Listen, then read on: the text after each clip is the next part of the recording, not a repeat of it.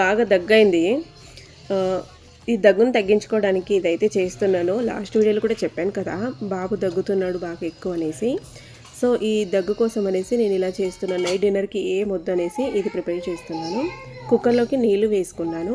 ఇక్కడ ఒక చిన్న బౌల్లోకి అల్లం ముక్క వేసుకున్నా. బాగా కారం కారంగా ఉంటే బాగుంటుంది అనేసి అల్లం బాగా ఎక్కువ తీసుకున్నాను. దీన్ని తురుమొచ్చు, కానీ పిల్లలకి నచ్చలేదంటే కూడా అలా తీసేస్తారు అనేసి పెద్ద పెద్దగా దంచుకున్నాను.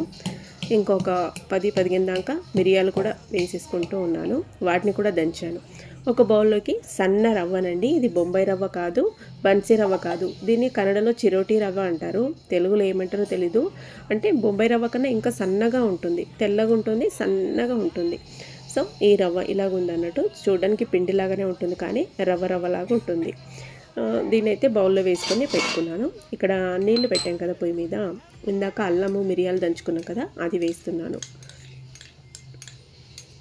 ఈ రెసిపీ అనేది ఎంత ఘాటుగా ఉంటే అంత తొందరగా కోల్డ్ కాఫ్ అనేది కంట్రోల్ అవుతుంది. ఇందులో ఇలా వేసుకున్నాం కదా అల్లము మిరియాలు దంచుకున్నది. ఇప్పుడు స్వీట్కి సరిపడా బెల్లం వేసుకుందాం. పంచదార అయితే అస్సలు వేయద్దు, పంచదార చలవ కాబట్టి ఇంకా కొంచెం కఫం ఎక్కువయ్యే ఛాన్స్ ఉంటుంది, కానీ తగ్గదు అస్సలు. సో బెల్లం వేసుకున్న తర్వాత నీళ్ళు బాగా మరగాలి. నీళ్ళు బాగా మరిగే కొద్దీ అల్లంది మిరియాలది అది ఘాట్ అనేది వస్తుంది.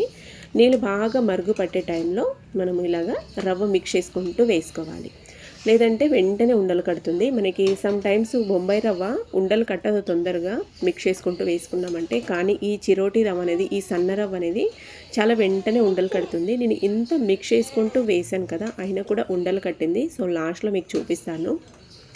ఇలా బాగా వేసుకొని మిక్స్ చేసుకున్నామంటే ఒక 2-3 మినిట్స్లోనే దగ్గర పడుతుంది, వెంటనే దగ్గర పడుతుంది ఇది.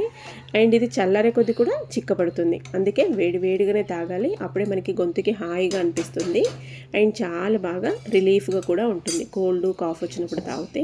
సో మా సైడ్ ఏంటంటే ఫీవర్ వచ్చినప్పుడు కూడా ఇలా చేసిస్తూ ఉంటారు. దీనికి గట్కా అంటారు మా సైడ్ అయితే. సో మీలో ఎంతమందికి ఈ రెసిపీ తెలుసో తప్పకుండా నాతో షేర్ చేసుకోండి. అండ్ వేడిగా బౌల్లో సర్వ్ చేస్తూ ఉన్నాను. ఇది చూసి పాప అయితే సూప్ వద్దు అంటుంది, సూప్ అనుకుంది దీనికి. సో ఎలాగోలా చేసి తనకు కూడా ఒక 2 స్పూన్లన్నా తాగించాలి అనుకున్నాను. తాగుతుందో లేదో చూడాలి.